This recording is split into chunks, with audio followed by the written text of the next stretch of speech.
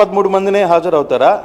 ఎంత పరిస్థితి ఉంటుంది? ఎటువంటి సిచ్యువేషన్స్ ఉన్నాయి? పోలీస్ పూర్తిగా కంట్రోల్లో ఉంది, నిర్బంధం తీసుకుంటుంది. ఎక్కడికక్కడ దాదాపుగా నెల్లూరు జిల్లా మొత్తం మీద 4000 మందికి పోలీసులు నోటీసులు ఇచ్చారు. అంటే వైకాపా నేతలు అందరికీ, చిన్న స్థాయి క్యాడర్ దగ్గర నుంచి పెద్ద స్థాయి ఎమ్మెల్యేలు, మాజీ మంత్రులు, వాళ్ళందరికీ కూడా నోటీసులు ఇచ్చిన పరిస్థితి మనం చూసాం. అటువంటి సిచ్యువేషన్ అయితే ఉంది. ప్రస్తుతం ప్రసన్న కూడా ఇక్కడే ఉండే ప్రయత్నం చేద్దాం. అసలు ఏం జరుగుతుందో మాట్లాడే ప్రయత్నం అయితే చేద్దాం. పర్లే సరే, ఇప్పుడు మీరేమనుకుంటారు? మీకు అట్లాగే చెప్పేదేనండి, 100 మందికి మాత్రమే పర్మిషన్ ఇస్తున్నారు. మీరు నిజంగానే 100 మందితోనే ఉండగలుగుతారా? అటువంటి సిచ్యువేషన్ ఉంటుందా? జగన్మోహన్ రెడ్డి వస్తుంటే 100కే పరిమితం అవుతారా? ఇంత అసలు పోలీసులు మీకు అందరికీ నోటీసులు ఇచ్చిన పరిస్థితి. జగన్మోహన్ రెడ్డి గారు వస్తే 100కే పరిమితం అవుతారన్న సంగతి పోలీసు వారికే తెలుసు. స్పెషల్గా మమ్మల్ని అడిగేది ఏంటండి, జగన్మోహన్ రెడ్డి గారు వస్తే ఎంతమంది వస్తారని డిపార్ట్మెంట్ వాళ్ళకి తెలుసు. మరి మేము కొత్తగా చెప్పేది ఏం లేదు కదా. మేము మరి ఇప్పటికే మీ అందరికీ నోటీసులు ఇచ్చారు కదా, ప్రతి ఒక్కరికి నోటీసులు ఇచ్చారు. రేపు కేసులు పెడతారు, అప్పుడు ఏంటి మీ పరిస్థితి? ఆల్రెడీ పెట్టున్నారు కదా, దాంతో ఇంకో అడిషనల్ కేసులు అవుతాయి.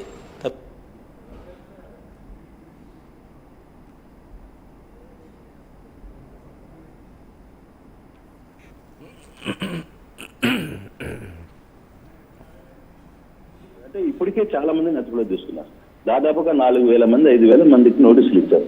ఇప్పుడు మీ ఇంటి దగ్గర అంటే ప్రసన్న కుమార్ రెడ్డి ప్రసన్న కుమార్ రెడ్డి ఇంట్లో మనం ఉన్నాం. అక్కడి నుంచి ఇక్కడ దాకా దాదాపుగా మొత్తం పోలీస్ కంట్రోల్లో ఉంది. ఇనప కంచెలు కూడా వేస్తున్నారు, అంటే దాటి రాకుండా. సో అటువంటి నిర్బంధం ఉన్నప్పుడు మీ నాయకుడిని చూడడానికి ఇక్కడ కార్యకర్తలు వచ్చే అవకాశం ఉంటుందా?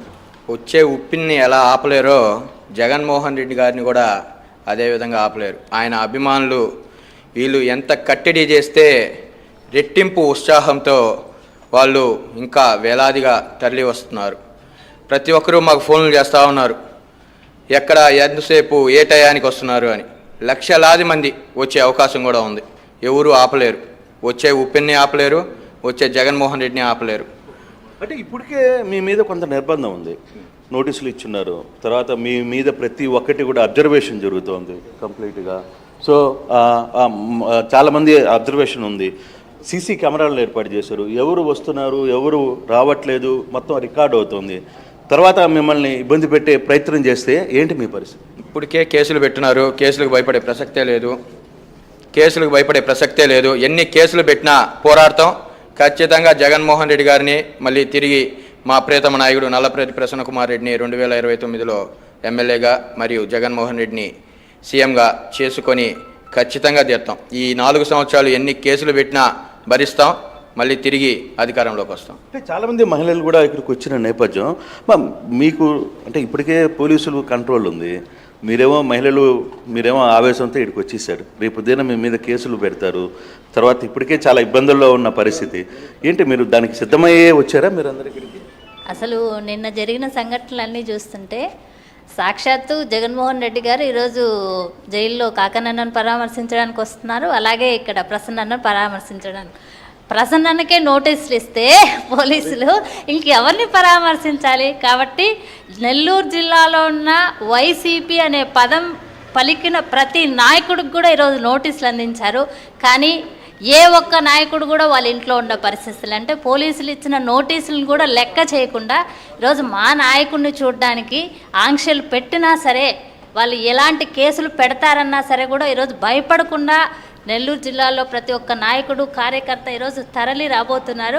ఖచ్చితంగా ఈరోజు నాయకుడిని చూడడానికి జనం కూడా ఉవ్వెత్తున నెల్లూరు జిల్లాలో వచ్చే పరిస్థితులు ఉంది. కాబట్టి చూడండి, ఎక్కడికెక్కడ నెల్లూరు జిల్లాలో ఆంక్షలు ఎక్కడ. మీరు ప్రసన్న కుమార్ రెడ్డి ఇంటికి రావడానికే చుట్టూ పోలీసు ఉంది, ముళ్ళ కంచెలు వేస్తున్నారు, ఇనప కంచెలు వేశారు, లోపలికి అనుమతి ఇచ్చి ఇవ్వట్లేదు, ఒక్కొక్కరిని రావాల్సిన పరిస్థితి. మీరేమో ధైర్యం చేసి ఇక్కడికి వచ్చేసారు. రేపు ఫర్దర్గా జరగబోయే కాన్సిక్వెన్స్కి మీరు సిద్ధపడి ఉన్నారా? అసలు ఏం జరుగుతుంది ఏంటి? తర్వాత ఇప్పటికే సీసీ కెమెరాలు పెట్టారు, పూర్తిగా మిమ్మల్ని అంతా రికార్డ్ చేస్తున్నారు. అటువంటి సిచ్యువేషన్లో ఏంటి నెక్స్ట్ జరగబోయే పరిస్థితి? ఖచ్చితంగా ఫేస్ చేస్తూ ఉండే, అంటే ఆల్రెడీ వీ డిసైడెడ్.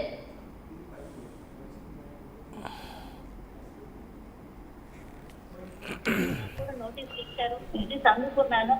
ఇప్పుడు వచ్చే దారిలో కూడా పోలీసులు కార్లు కూడా అలర్ట్ చేయలేదు.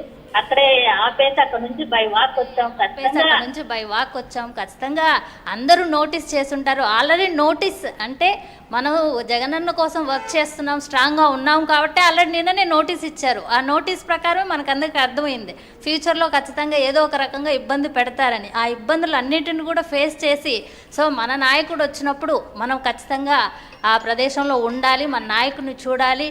ఖచ్చితంగా ఈరోజు ప్రసన్నన్నకు జరిగిన అన్యాయాన్ని ఖండిస్తూ జగన్మోహన్ రెడ్డి అన్న ఇటు వరకు వచ్చినప్పుడు జగనన్నకు సపోర్ట్గా మేమందరం కూడా ఒక సైన్యంలాగా కదిలి రావాలనే ఉద్దేశంతో ఎలాంటి ఆంక్షలు పెట్టినా ఎలాంటి కేసులు పెట్టబోయినా సరే ఖచ్చితంగా వీటన్నింటిని కూడా ధైర్యంగా ఫేస్ చేస్తాం.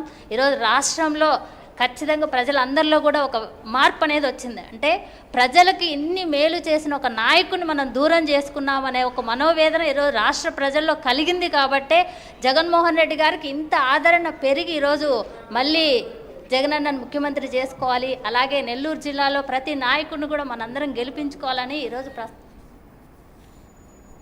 ఇష్యూ జరుగుతుంది. మీకేమో కేవలం 100 మందికి మాత్రమే పర్మిషన్ ఉంది.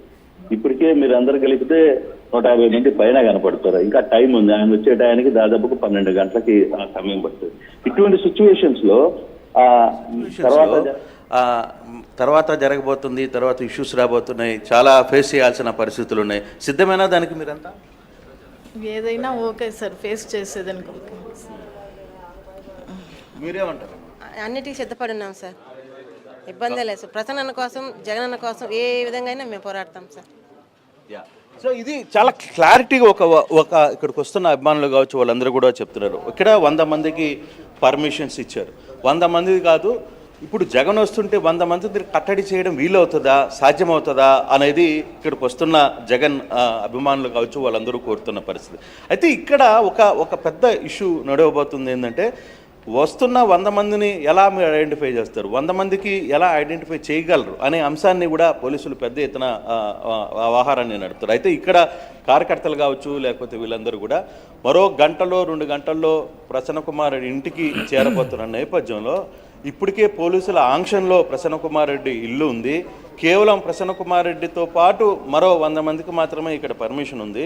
సో అటువంటి సిచ్యువేషన్ ఉన్న నేపథ్యంలో ఇక్కడ రాబోయే రోజుల్లో ఇప్పటికీ చాలామంది మహిళలు ఈడకు వచ్చేసారు. సో అటువంటి పరిస్థితులు జరుగుతున్నప్పుడు వాళ్ళకి రేపు ఉదయాన్నే కేసులు పెడతారు, లేకపోతే ఇంకో రకంగా పెడతారు. ఇప్పటికే సీసీ కెమెరాలు పెట్టారు, వివిధ రకాల పోలీసు ఆంక్షలు ఉన్నాయి. కంప్లీట్గా ఈ ఏరియా మొత్తం కూడా పోలీస్ కంట్రోల్లో ఉంది.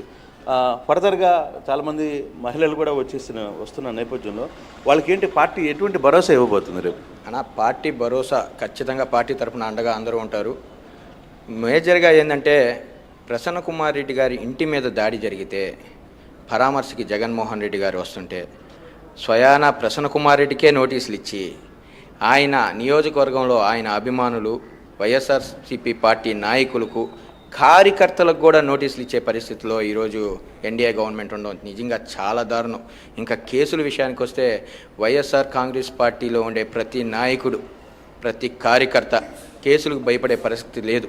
ఎందుకంటే ఈరోజు కేసులు పెట్టుకుంటా పోతే జైలు కూడా సరిపోవు. ఎంతమంది కేసులు పెడతారు, ఎంతమంది మీద పెడతారు? ఈరోజు ఇంచుమించుగా నాకు తెలిసి ఒక 20 నుంచి 30 వేల మంది ఉంటారు. 30 వేల మంది మీద కేసులు పెడతారా? ప్రతి దానికి తెగిచ్చే నియోజకవర్గంలో ఉండే చిన్న గుడిసెలో ఉండే ఆడవారు కూడా ఈరోజు మా బిడ్డను మేము చూడాలా, మాకు అతను ఇల్లు కట్టించాడు, ఆరోగ్యం బాగలేకపోతే ఆరోగ్య రక్ష కింద మాకు అనేక అభివృద్ధి పనులు చేయడం జరిగింది. దాన్ని దృష్టిలో పెట్టుకొని ప్రతి ఒక్కరూ రావడం జరుగుతుంది. కేసులకైతే ఎటువంటి పరిస్థితుల్లో భయపడే ప్రసక్తే లేదు. ఖచ్చితంగా వైఎస్ఆర్ కాంగ్రెస్ పార్టీ ప్రతి ఒక్కరికి అండగా ఉంటుంది. అంటే కార్యకర్తలు చాలా సీరియస్గా ఒకటైతే చెప్తున్నారు, కేసులు మహా అయితే కేసులు మాత్రమే పెట్టగలరు, మిగతా ఏమి చేయలేని పరిస్థితి. ఎంత దూరమైనా సరే కేసుల కోసం వెళ్తాం. ప్రధానంగా ఇటువంటి సిచ్యువేషన్స్లో మహిళలు రావడం చాలా రేర్గా చూస్తాం. ఎందుకంటే పోలీసుల ఆంక్షల మధ్య మహిళా కార్యకర్తలు రావడం చాలా రేర్గా జరుగుతుంది. కానీ ఇక్కడ పరిస్థితి భిన్నంగా ఉంది.